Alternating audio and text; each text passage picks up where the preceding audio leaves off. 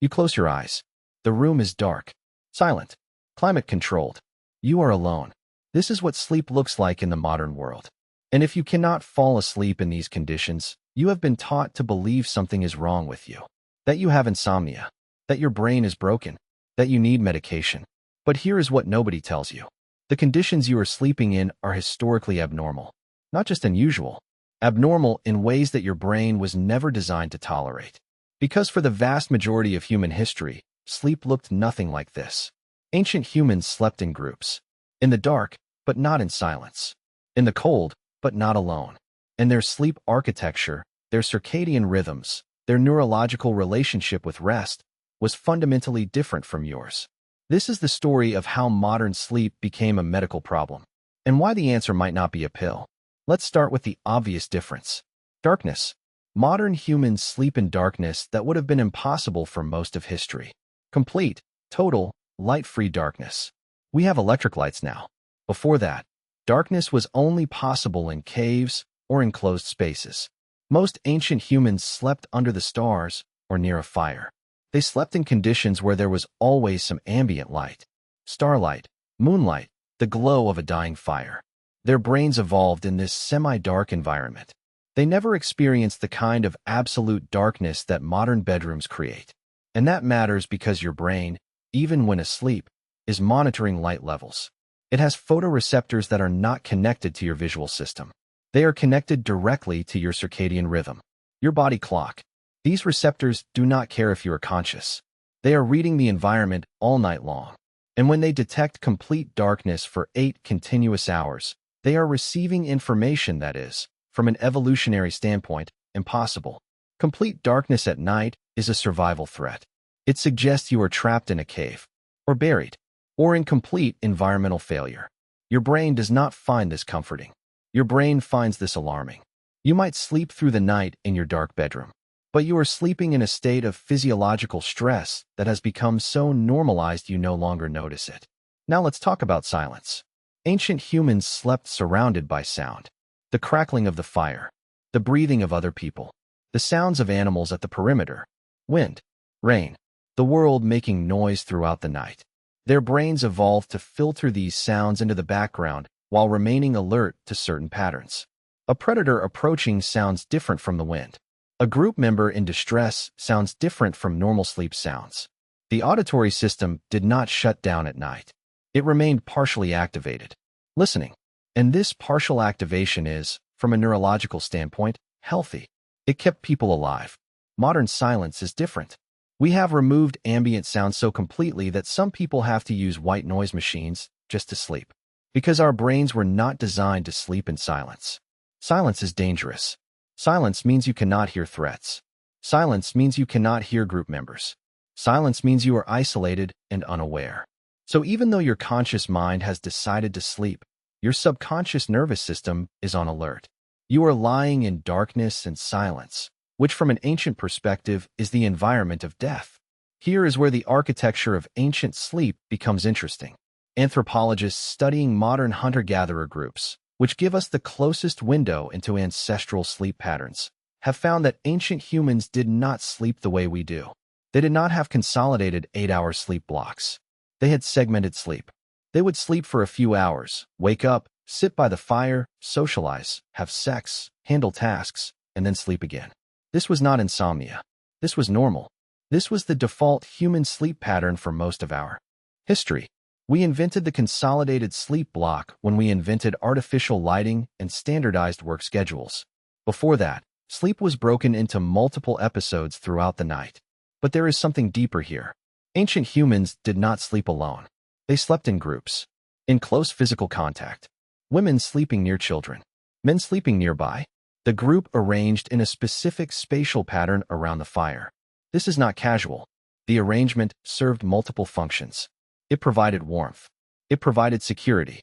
It provided the continuous awareness of other people that the human nervous system requires.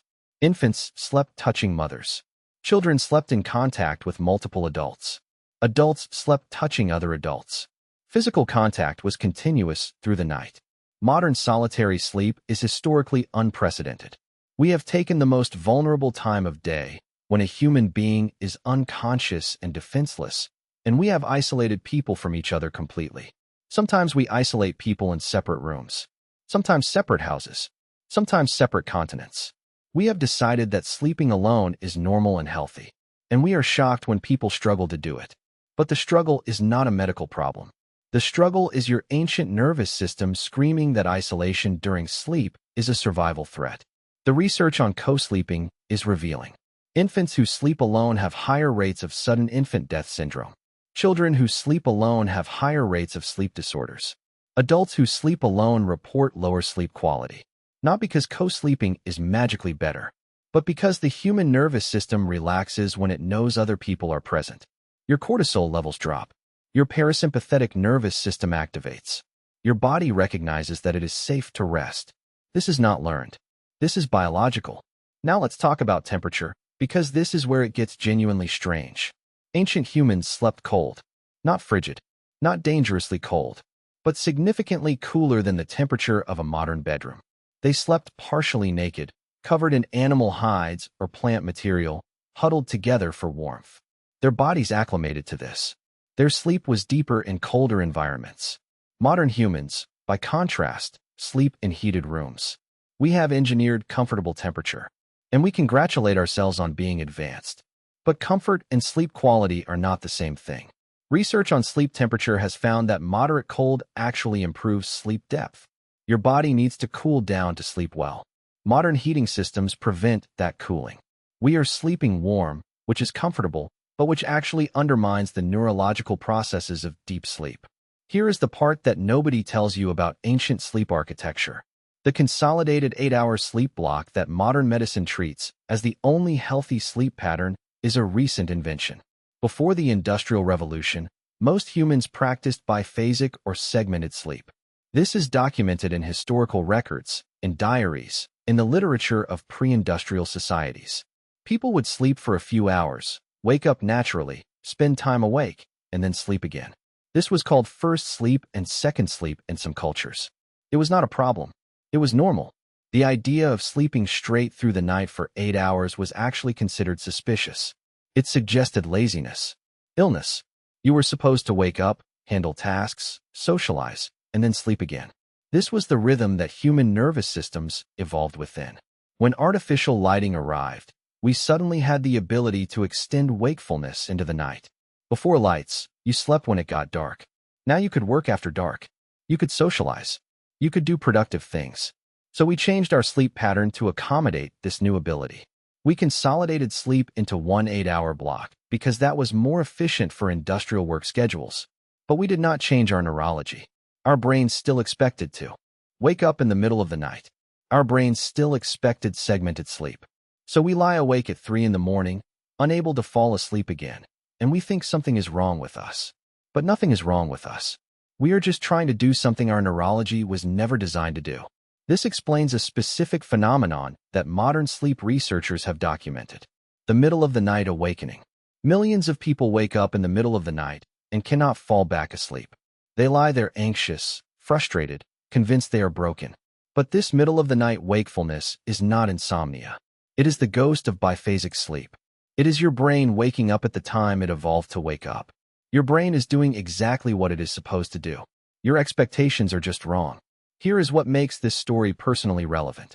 Sleep disorders are epidemic in the modern world. Insomnia, sleep apnea, restless leg syndrome, circadian rhythm disorders. These are not new diseases. They are the symptoms of a species trying to sleep in conditions that are radically abnormal from an evolutionary perspective. You are trying to sleep alone in complete darkness and silence in a temperature-controlled room on a soft mattress that your body sinks into. Your brain is convinced this is the environment of death, so it keeps you partially awake. It releases cortisol. It prevents deep sleep. And then you are told you have a disease and offered medication. Some of the medication helps. Some of it does not. But none of it addresses the underlying issue, which is that you are sleeping in conditions your body was never designed to tolerate. The solution is not necessarily to abandon civilization and return to sleeping around fires. But it is worth understanding that your sleep difficulties may not be broken neurology. They may be normal neurology responding rationally to abnormal conditions. There is growing research on what happens when people deliberately reintroduce elements of ancestral sleep. Group sleeping, temperature variation, segmented sleep patterns. The results are surprising. Sleep quality improves. Dream recall increases. Nighttime anxiety decreases. Not universally, not for everyone, but consistently enough that researchers are taking it seriously. The human nervous system, it turns out, has not forgotten how to sleep the way it used to. The next time you cannot fall asleep, the next time you wake at 3 in the morning and lie there anxious, the next time you feel broken by your inability to sleep perfectly in a dark, silent room, consider this. Your neurology is not broken. Your situation is just ancient. Your body wants to sleep in a group. Your brain wants segmented sleep. Your nervous system needs to hear other people breathing. Your skin needs to feel the presence of other bodies. These are not luxuries or personality quirks. These are basic biological needs that you have inherited from hundreds of thousands of years of human sleep. And you are trying to sleep in isolation in conditions that are, from a deep biological perspective, conditions of deprivation and threat. The fact that you sleep at all under these circumstances is actually remarkable. The problem is not you. The problem is that we have built a world where human sleep is treated as an individual achievement rather than a collective biological reality.